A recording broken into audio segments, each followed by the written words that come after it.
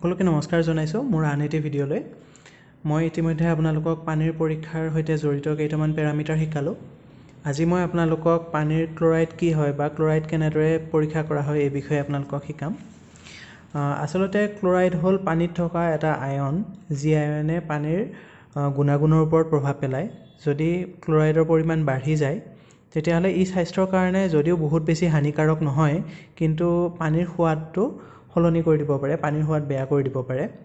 সেইবাবে ক্লৰাইডৰ মানটো 250 মিলিগ্ৰাম প্ৰতি লিটাৰৰ পৰা 1000 মিলিগ্ৰাম প্ৰতি লিটাৰলৈকে থাকে। তাৰে ভিতৰত যদি থাকে তেতিয়াহ'লে পানীটো খোৱাৰ উপযোগী, বা 250 মিলিগ্ৰামতকৈ কম হ'লেও এইটো খাব পৰা যায়।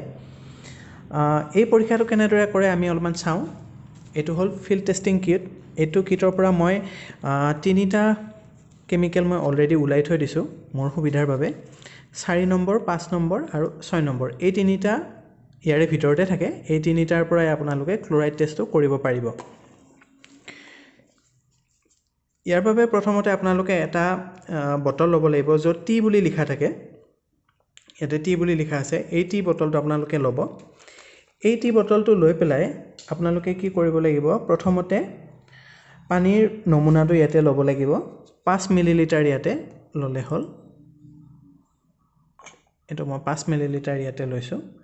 এই 5 মিলিলিটাৰ পানীত আপোনালোকে প্ৰথমতে কি কৰিব লাগিব, 4 নম্বৰ যোনটো বটল, এই 4 নম্বৰ বটলটোৰ পৰা 2 টোপাল ইয়াতে দিব লাগিব।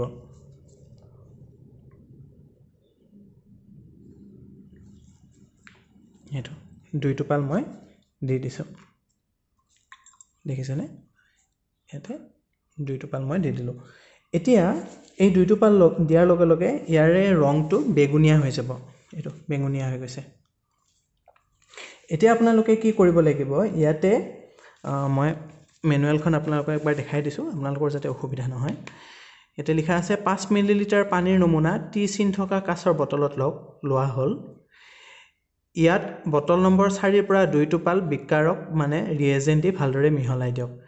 এতিয়া পানীৰ নমুনাটো নীলাৰ পৰা বেগুনীয়া ৰঙলৈ পৰিৱৰ্তন হ'ব। এই দিয়াৰ লগে লগে প্ৰথমতে ইয়াতে নীলা ৰং এটা উৎপন্ন হৈছিল, তাৰপিছত এইটো বেগুনীয়া হৈ যায়, মানে 2 টোপাল দিয়াৰ লগে লগে আপোনালোকে বেগুনীয়াই হৈ যাব। ইয়াৰ পিছত আপোনালোকে কি কৰিব লাগিব, 5 নম্বৰ বটলৰ পৰা এইটো লিখা আছে। এতিয়া আপোনালোকে বটল নম্বৰ 5ৰ পৰা 1 বা 2 টোপাল বিকাৰক ৰিয়েজেণ্ট দি লৰাই থাকক যেতিয়ালৈকে পানীৰ নমুনাটোৰ ৰং সলনি হৈ সোণালী হালধীয়া হৈ নাযায়। মানে ইয়াতে এতিয়া আমি 5 নম্বৰ বটলৰ পৰা ল'ব লাগিব। এইটো হ'ল 5 নম্বৰ বটল। ইয়াৰ পৰা আমি 1 বা 2 টোপাল দিলেই ৰংটোৰ পৰিৱৰ্তন যেতিয়ালৈকে নহয় সোণালী হালধীয়া তেতিয়ালৈকে আমি দিম। এতিয়া 1 টোপাল দিলোঁ, দিয়াৰ লগে লগে এইটো হৈ গৈছে, লগে লগে সোণালী হালধীয়া হৈ গ'ল। এতিয়া এইটো আপোনালোকে দেখিছে সোণালী হালধীয়া হৈছে। 5 নম্বৰ বটলৰ সাফৰটো মই মাৰি থলোঁ।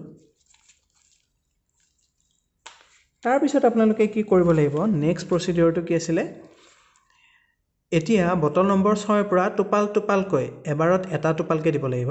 বিকাৰত যোগ কৰি থাকক যেতিয়ালৈকে প্ৰথম ৰংটো সলনি হোৱা দেখা নাযায়, অৰ্থাৎ সোণালী হালধীয়াৰ পৰা বেগুনীয়া ৰঙলৈ পৰিৱৰ্তন হ'ব। মানে এতিয়া আমি এইটো হ'ল 6 নম্বৰ বটল, এইটোৰ পৰা আমি দি চাওঁচোন কি হয়।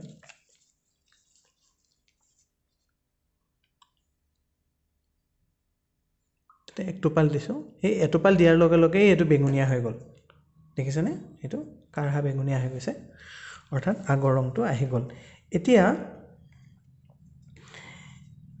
আমি কেইটোপাল দিলোঁ এইটো হিচাপ কৰিব লাগিব। এইটো 1 টোপাল দিওঁতেই হৈ গ'ল, অৰ্থাৎ যিমান টোপাল দিয়ে তাৰে লগত আকৌ কি কৰিব লাগিব, এতিয়া নমুনাটোৱে গ্ৰহণ কৰা টোপালৰ সংখ্যা গণনা কৰি তাক 20ৰে পূৰণ কৰক। মানে এতিয়া আমি এটোপাল দিছোঁ নহয়, তাক 20ৰে পূৰণ কৰিলে কিমান হ'ব, 20। অৰ্থাৎ এই গুণফলটোক ক্লৰাইডৰ ppm হিচাপে গণ্য কৰা হয়। মানে ক্লৰাইডৰ কিমান আছে এইটো আমি গম পাই গ'লোঁ। অৰ্থাৎ এই পানীখিনিত ক্লৰাইডৰ মানটো হ'ব 20 ppm বা 20 ppm বা 20 মিলিগ্ৰাম প্ৰতি লিটাৰ। মানে 1 লিটাৰ পানীত কিমান আছে, 20 মিলিগ্ৰাম ক্লৰাইড ইয়াতে আছে। ধন্যবাদ জনালোঁ। আপোনালোকে ইয়াতে ক্লৰাইডৰ টেষ্টটো শিকিলে। আকৌ আহিম মই নতুন এটা ভিডিঅ' লৈ পেলাই। ধন্যবাদ।